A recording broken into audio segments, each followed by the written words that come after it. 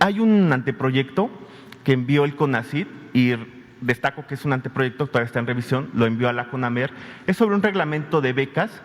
En él se está haciendo, se está haciendo una revisión sobre este reglamento, pero mantiene unos puntos, unas cláusulas que se mantienen desde 2008, en el cual pide el CONACYT a sus becarios que eviten manifestarse, participar en manifestaciones políticas en el extranjero, y los becarios extranjeros que estén en México que participen en manifestaciones. Algunos analistas consideran que esto es violatorio a la libertad de expresión. También en este reglamento señala que una de las causales para suspender la beca sería el que becarias estén embarazadas. El CONACYT respondió que dijo que está en revisión, que va a tomar en cuenta estos comentarios, pero algunas voces dentro de la academia consideran que es violatorio. ¿Usted conocía sobre este anteproyecto? No, pero es parte de lo mismo, debe ser de, ¿cómo se llama este analista de Televisa? No, otro, también sabiondo, Leo Zuckerman, y el otro también muy famoso, Aguayo, y así, pues, porque traen esto, ¿no?, del CONACYT y del CIDE. Lo del CONACYT les molestó porque era pues una especie de caja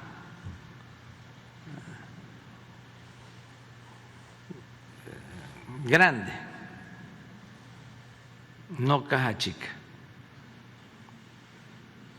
donde se servían, y está demostrado.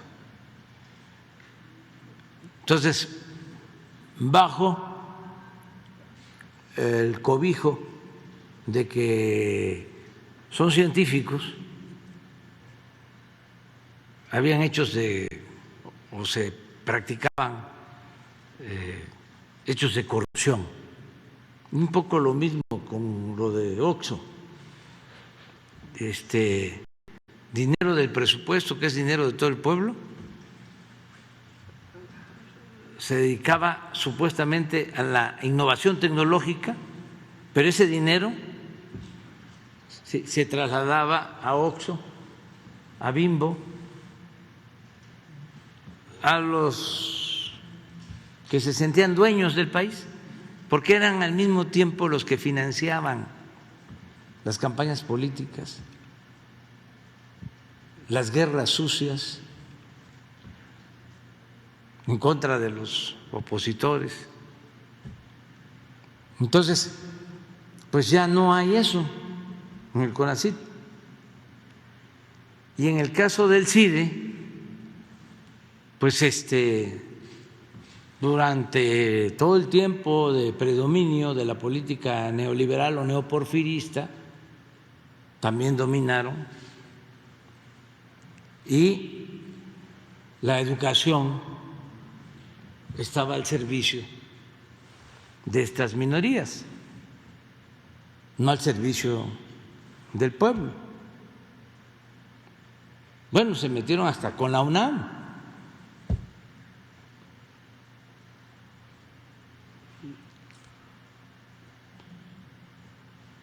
Entonces, ¿cuál es mi opinión?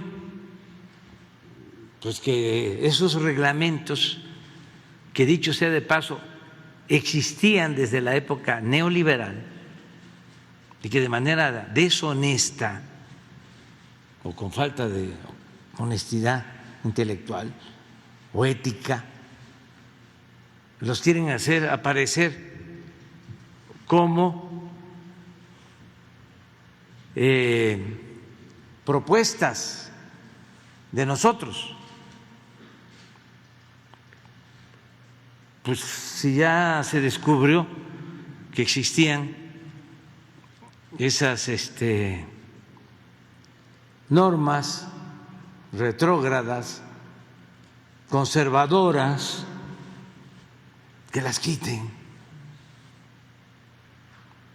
Pero eso no es ningún problema. Y así hay que ir quitando estos pretextos, todas estas trampas de esta gente muy oportunista que engañó durante mucho tiempo y que no tiene nada que ver con el pensamiento nuestro de impulsar la educación pública y de, como decía Pablo Freire, concebir la educación como práctica a la libertad, que ellos no piensan así. Ellos lamentablemente lo que hicieron del CIDE fue una versión muy parecida al ITAM y hasta de segunda, porque el ITAM tenía de maestros a ASPE y a MIT, a Videgaray, o sea, machuchones del pensamiento conservador. Pero ya el CIDE pues era una copia, una segunda versión. No comenzó así porque era para formar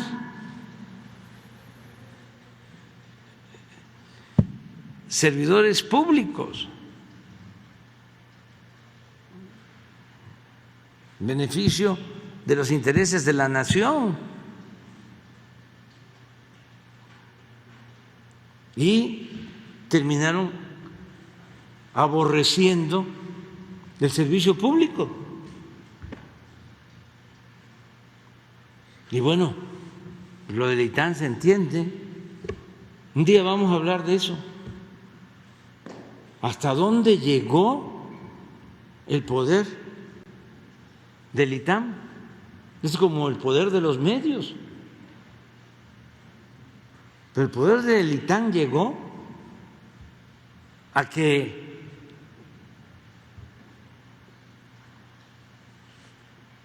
impusieran a un candidato del ITAM. ¿Saben quién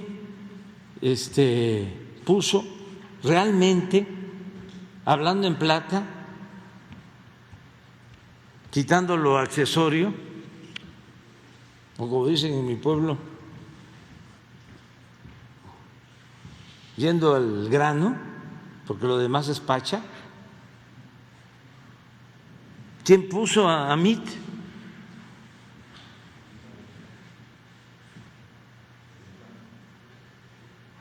Sí, pero lo puso el presidente Peña, lo puso el PRI. No, lo puso Videgaray. Digo, porque si vamos a hablar, ¿para qué vamos a andar dorándonos la píldora? Es muy aburrido así. Entonces, pero esa es la primera versión de toda la intelectualidad conservadora que dominó durante el periodo neoliberal y que deberían de ofrecer disculpas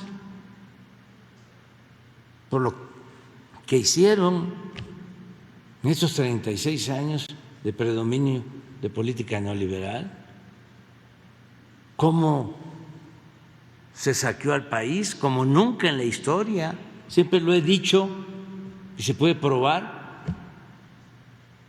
Saquearon más a México en los 36 años del periodo neoliberal que todo el saqueo que significó el dominio de España durante 3 siglos de colonia. A ver, que expliquen lo del FOAPROA, que expliquen por qué condonaban los impuestos a los de arriba y le cobraban cada vez más al pueblo raso. Que expliquen esto de la luz, que expliquen por qué los gasolinazos, que expliquen por qué el salario en México llegó a ser el más bajo del mundo o de los más bajos del mundo, que expliquen por qué se alentó tanto en el periodo neoliberal la desigualdad, por qué llegamos a ser en ese periodo el 4º país en el mundo en más multimillonarios. ¿Cómo le hicieron? Que expliquen por qué vendieron todos los bienes de la nación o casi todos.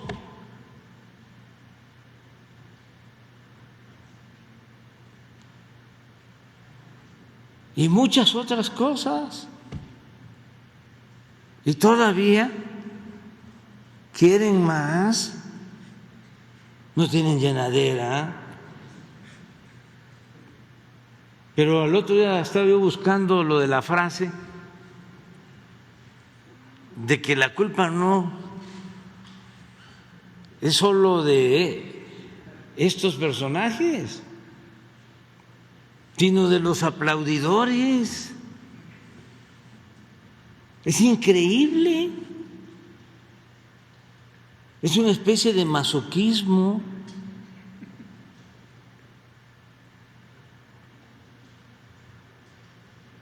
Porque los defienden a capa y espada.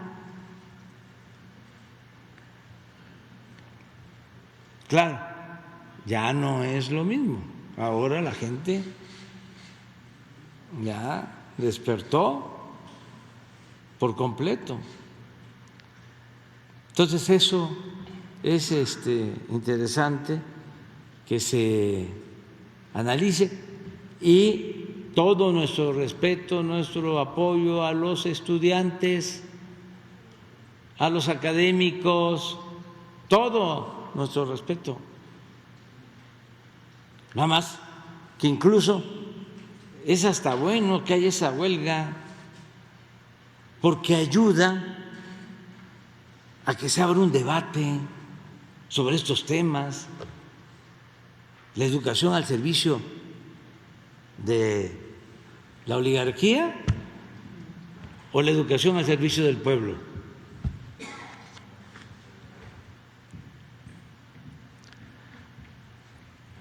O el contenido educativo, los contenidos educativos.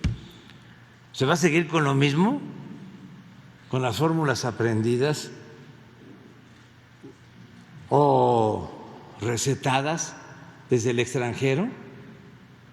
Las llamadas reformas estructurales, y se va a seguir haciendo a un lado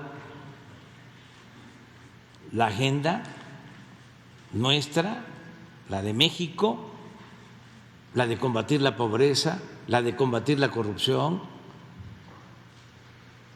la de que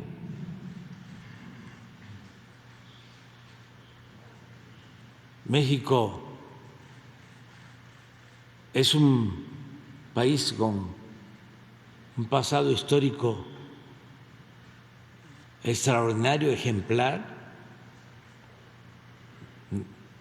Ya no vamos a sentirnos orgullosos de la grandeza cultural de México. Vamos a seguir siendo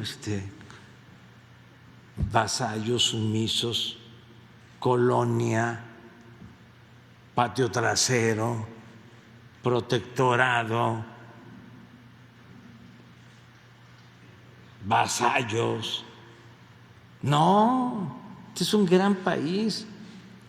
Ya quisieran, con todo respeto, otros países tener la historia que tiene México, el pueblo que tiene México, lo trabajador que son los mexicanos, lo creativo que son los mexicanos, herederos, y de ahí dimana esa creatividad de grandes culturas, de grandes civilizaciones. Y vamos hacia adelante, a sentirnos muy orgullosos. Y los cambios, aunque van a tardar en internalizarlo, porque tampoco son muy inteligentes y luego de eso los obnubila el coraje, el odio, pero van a terminar por darse cuenta de la importancia